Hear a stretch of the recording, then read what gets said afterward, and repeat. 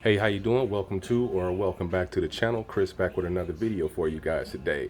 There was a comment that was left from an individual. I'll go ahead and say their name. I'm sorry for being white. That is their name, but they asked me to do a video on how to use a voltage meter. So I got 3 different voltage sources, and I'm going to show this video how to check DC current and how to check AC current. So you have your standard voltmeter here, okay? It's got a lot of various things on here. So let's see if I can get this on camera as close as possible. Okay, so this is your range here. This is your DC voltage.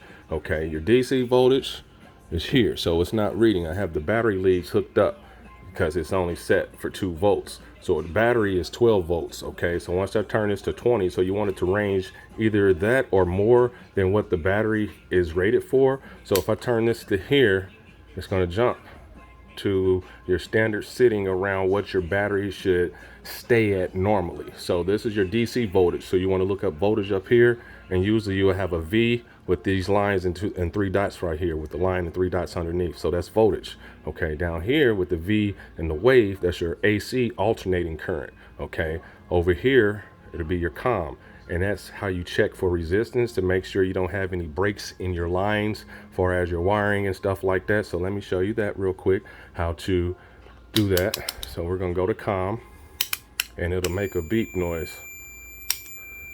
And let's get this back set so you can see. All right, one more click. I think that's it.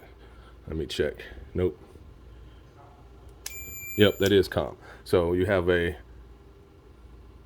symbol here for noise. It's going to read 1 because I got it set up. So let me take these out. So this is how you check for COM. This will make a beeping noise to let you know it's COM. Same thing if you have a wire, and to check for a break in the wire, you're going to take, oh, sorry for the camera.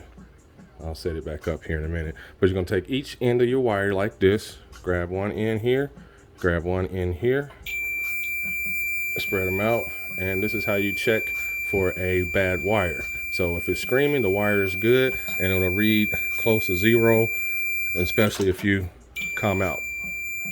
It should read down at least 1 or 0. Should 0 all the way out, but that's fine.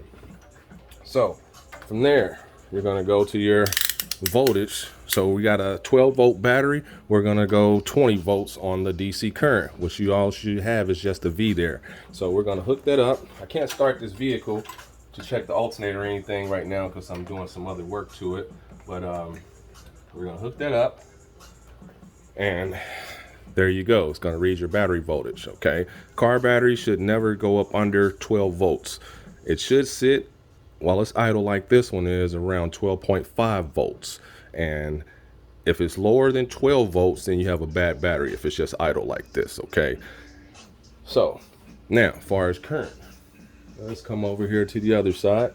This is a auto range. I'm gonna go over here to the other side in a minute. I'd rather go ahead and show you this too. This is a auto range voltmeter, which means that whatever you put it in, AC or DC, it's going to automatically read DC or AC without any issues. So meaning that, let's see if I got this on a good spot.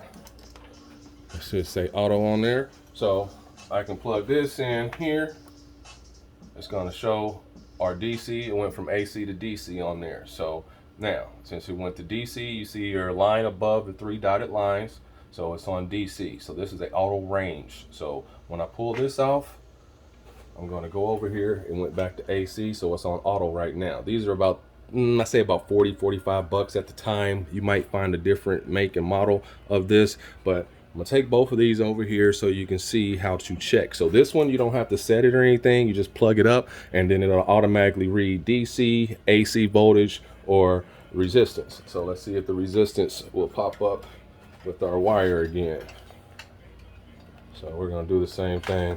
I think this one has caps on it. Let me scoot this camera back because I want everybody to see this that was interested or need this information. Let's see if these caps come off. Yeah, come on, baby. Didn't need to take them off, so there we go.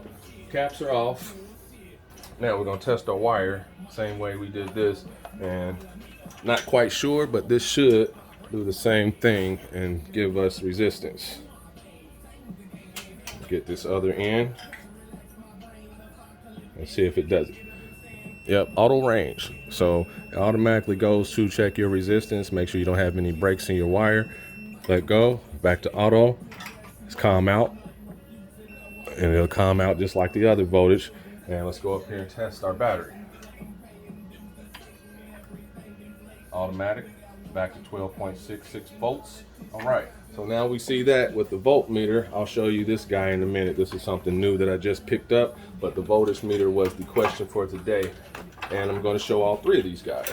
So now that we're here, let me get my AC source together and ready. But yeah, you never know what people may ask or need help with, so let's do that. All right, excuse all my junk that I'm about to show when I'm not completely done with the job that I was doing. So we got our AC voltage here. So we're gonna use our power strip right there. And let's start off with the auto range. So see if that's in the picture, in the camera. Let's go down some, about right there. All right, so we got our auto range. Now alternating current is gonna flow like this, alternating. It doesn't matter AC or DC, far as positive, negative, it goes either way because it's alternating at all times. So I'm going to insert this here, and here it should read 120 something volts, 121 or 122. So 120.9 volts AC current, and you can see the AC here. Okay, I'm going to reverse this as well. Take this out and let's reverse this because it's an alternating current. It doesn't matter, it's going to still read the same. This to go. I got it in calm. Oh, let's go ground.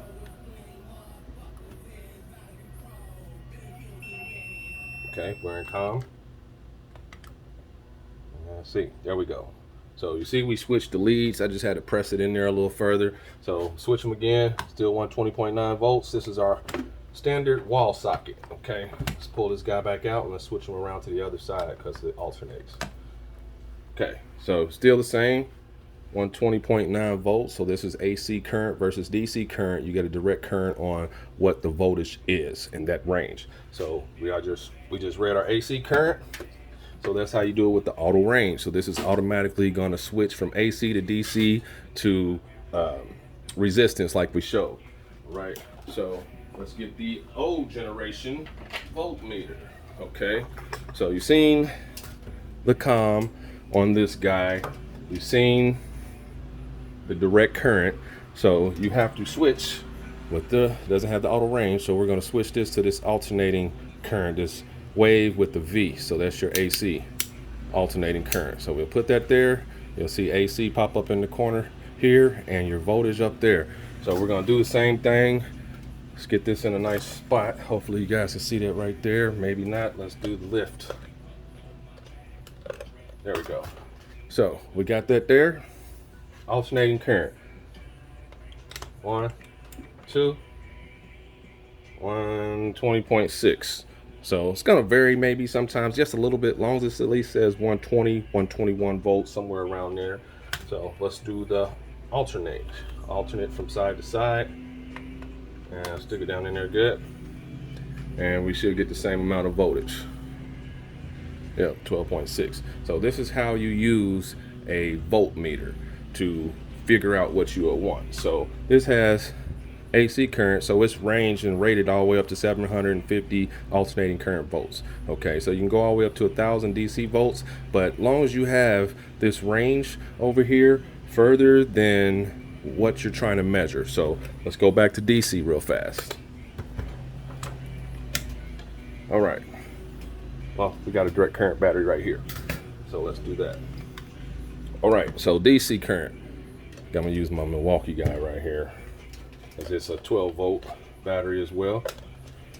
So get this here, got that set. Now we're gonna switch back to direct current on this old guy. And we're gonna go all the way down to 2. So we're probably not gonna read because it's so low, and it probably won't read anything because it's lower than 2 volts, and unless it's lower than 2 volts, and this is a 12 volt battery. So right now we're going to touch, it's a little tedious, and we're negative. So now let's switch that over. And then this does not alternate. You either have positive or negative. I'm trying to check which one it is. It's been a while. Well, let me use something else because I don't have that set up and I don't want to waste time. So let's go back over to the battery. Okay, bring this up a little bit, and I want the best video possible for people to see. All right, so we set that back for 2 volts, okay, which this is a 12-volt battery. So let's set that there. Is that on the camera? Okay, great. Okay, negative, positive. If you read them back, it's not going to blow up your car. It's just going to show negative on your terminal over here. And right now it's not reading anything except for -1. Why? Because the voltage is only 2. It's the 12-volt battery. Switching back around, it should only read 1 as well. So once I set this up here and here, okay, I'm going to turn this to 20, okay, and it should jump up to the voltage needed. Bam, back to where we were at the beginning. Okay, we can go to 200. It's still going to read. We can go to 1,000, and it's going to be too much. So we're going to go back to the 200. It's reading 12.6 volts. So it's a 12-volt battery. So you want to at least put it on the 20, okay? And then you're going to get your standard reading for your DC volts, okay? So that's how you use that for the 2-volt meters, auto range voltmeter, and then your standard voltmeter, okay? So we're going to go ahead and turn this guy off, and we're going to unplug this. Oh, I forgot to show the negative effect, okay?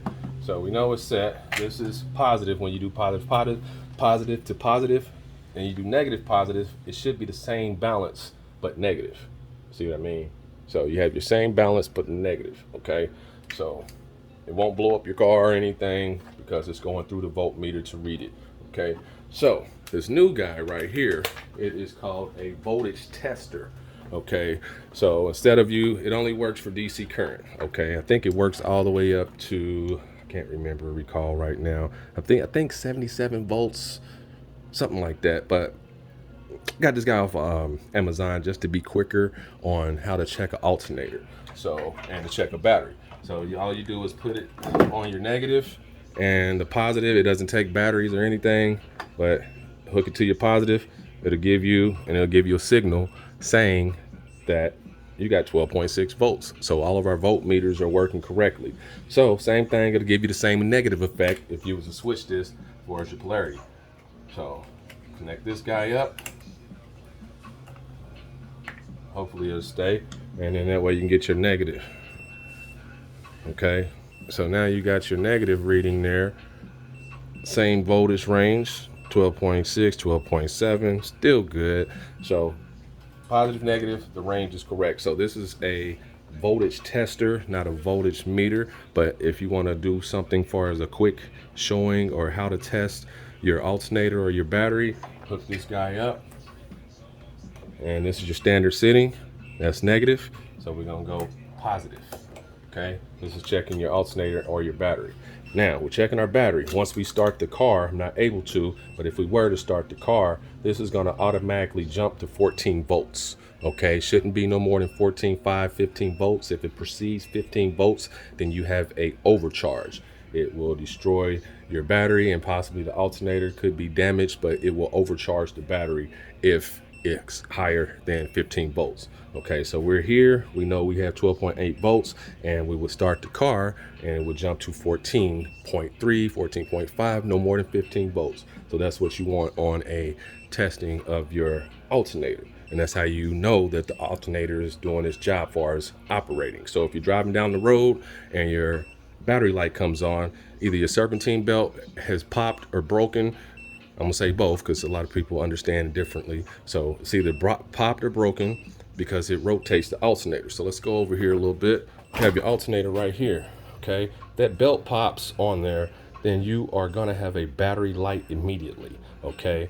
If the alternator dies, you're gonna have a battery light immediately. Usually your battery will stay charged until you cut the car off. So let's say your alternator is going out. Once you get the car jumped and running, you'll get to where you're going. If it's just the battery will die once you get the car settled and you turn the key off, okay?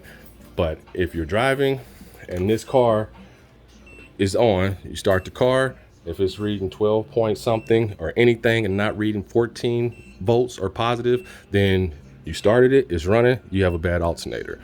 Off top, you can have it tested, but testing at a shop or AutoZone or anything like that, it's not gonna give you a load on the car for as actual weight and stress from an engine making that alternator push voltage. So if it's still reading this when you start your car, then you have a bad alternator. So I just wanted to make this video because I was requested from the YouTuber. I appreciate you saying that so I can help more people. I know this is a pretty long video, but we went through 3 different voltage sources. But for this video, Mr. or Mrs., I'm sorry for being white.